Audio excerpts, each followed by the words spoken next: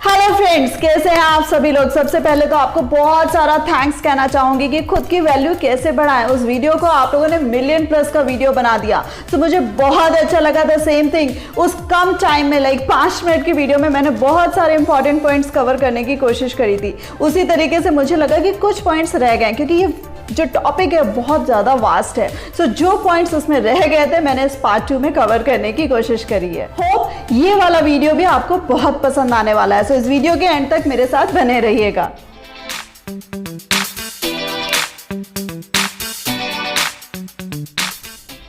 My dear friends, सबसे पहला point आता है कि जब खुद की वैल्यू बढ़ानी है, वैल्यू एडिशन करना है, सो भाई एक सीधा साधा फंडा होता है कि पैसा जितना कमा सकते हो वाकई उतना कमाओ, कि भाई खुद की भी जेबें भरी रहे, खुद का भी घर भरा रहे और कोई हमारे दर पर आए तो वो खाली ना जाए। सो यानी कि आप अपने जो काम है, अपना जो प्रोफेशन है, बहुत अच्छे से पैसा कमाने पे लगिए। और पैसा कमाना वाकई आज की डेट में नीड है। और उसी तरीके से जब हम काम पे ध्यान दे रहे हैं, जब हम पैसा कमाने की बात करें, उसी तरीके से जैसे पैसा कमा रहे हैं वैसे ही रिस्पेक्ट कमाने के ऊपर भी ध्यान दीजिए कि आपके पास पैसे के साथ साथ इज्जत भी आनी चाहिए। यानी कि जो आप पैसा कमा रहे हैं वो सही सोच से आना चाहिए।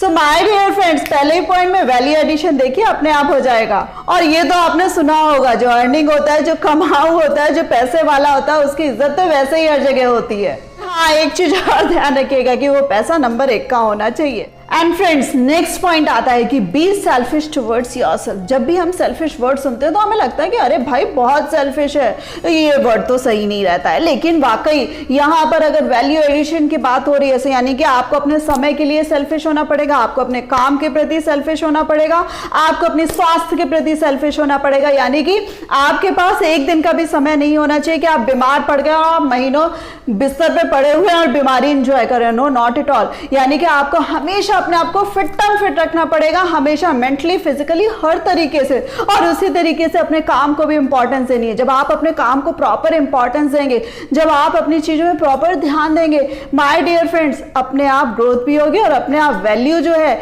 जो आज की डेट में आपकी है, दिन प्रतिदिन अपने आप ही बढ़ती चली जाएगी। और फ्रेंड्स, जब कामयाबी के चरम सीमा पर आप पहुंच ही रहे हैं, तो आपको अपनी इमेज के लिए बहुत कॉन्शियस रखना है। यानी कि जो भी आप कपड़े पहने, जिस तरीके का भी आपका पहनावा है, वो भी वाकई बहुत अच्छा होना चाहिए। यानी कि आपकी ड्रेसेस, जो ड्रेसिंग सेंस है, वो भी बहुत अच्छा होना चाहिए। खुद को कैरी करने का तरीका भी बहुत अच्छा होना चाहिए। एंड द सेम वे, जो काम करने का तरीका है, यानी कि कोई भी आपका एक्शन ऐसा ना हो कि जो पल भर में आपकी वैल्यू गिरा दे। जैसे मुझे इस तरीके से नहीं बोलना चाहिए, लेकिन फिर भी मैं यहाँ बोलना चाहूंगी कि जैसे कुछ मेल फ्रेंड्स हैं, उन्हें ये ध्यान नहीं रहता है कि उनको किसके साथ ड्रिंक करनी है या किसके साथ ड्रिंक नहीं करनी चाहिए। पहली चीज तो ड्रिंक करना ही गलत बात है, लेकिन अगर किसी को बहुत ज्यादा शौक है तो उसको इस चीज का भी ध्यान रखना पड़ेगा कि वो किसके साथ ड्रिंक करे और किसके साथ ड्रिंक ना करे। सो फ्रेंड्स, एक ये जो एक्ट है आपको आपकी इमेज गिराने के लिए काफी होता है। सो आपको ये चीजों का ध्यान रखना पड़ेगा।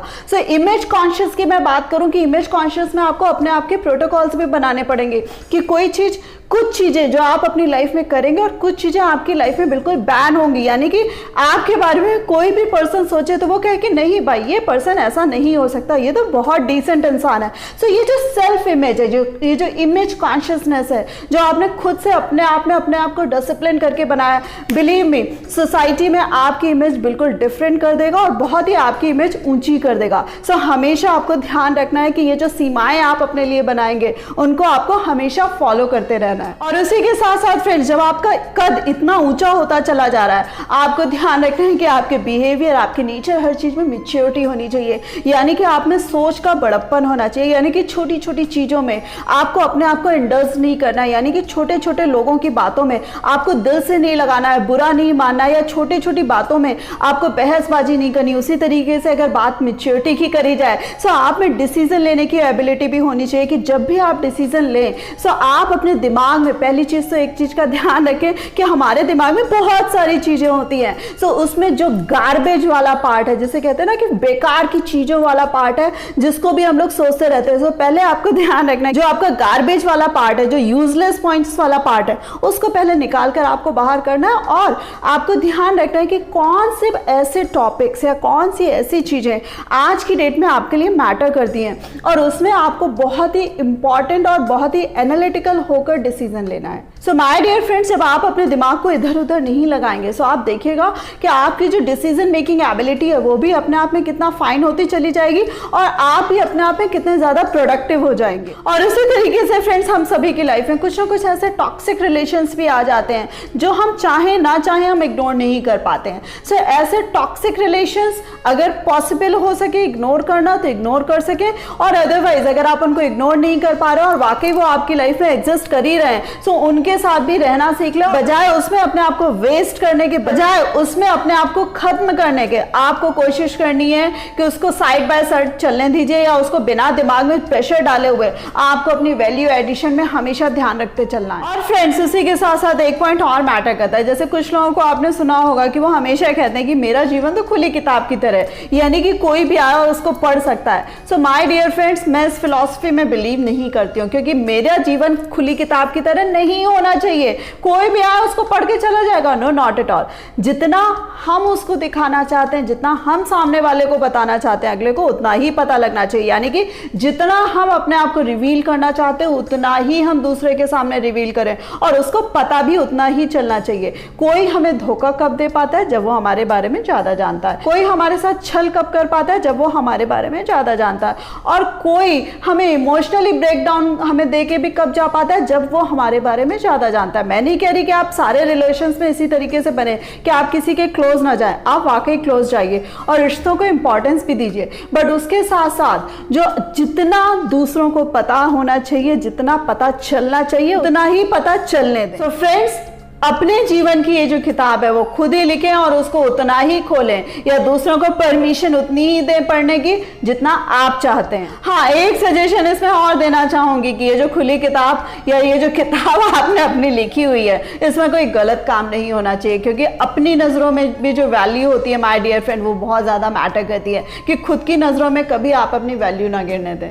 एंड फ्रेंड्स, इसी के साथ last but not the least, कि जब हम अपनी इंडिविजुअल एज ए बात करें कि हमने अपनी वैल्यू एडिशन बहुत कर लिया, हमारी समाज में बहुत इज्जत हो गई, उसी तरीके से we have to focus on your family. यानी कि जो आपके जो लाइफ पार्टनर्स हैं उनकी भी जो वैल्यू एडिशन है वो सेम होनी चाहिए। जैसे अगर मैं मेल्स की बात करूं तो अपनी वाइफ की आपको उतना ही ध्यान देना पड़ेगा कि उनकी सोच समझ भी आप ही के अकॉर्डिंग विकसित होती चले, वो भी आपके अकॉर्डिंग ग्रो करती चले, वो भी अपने आप को उसी तरीके से डेवलप करती चले कि जब भी कहीं सोसाइटी में आप लोग एक साथ शिरकत करें तो लोग कहें कि वाह, दोनों की सोच कितना मैच करती है, या दोनों कितने अच्छे लगते हैं, मेड फॉर ईच अदर है। और उसी तरीके से जब बच्चों की बात करी जाए तो कहीं पे भी आपकी वैल्यू इस वजह से आंकी जाती है, इस तरीके से आंकी जाती है कि आपके बच्चे भी किस तरीके से आगे जा रहे हैं, यानी कि उनकी पढ़ाई लिखाई कैसी है, उनका बोलने का तरीका कैसा है, या उनकी भी सोच समझ कैसी है।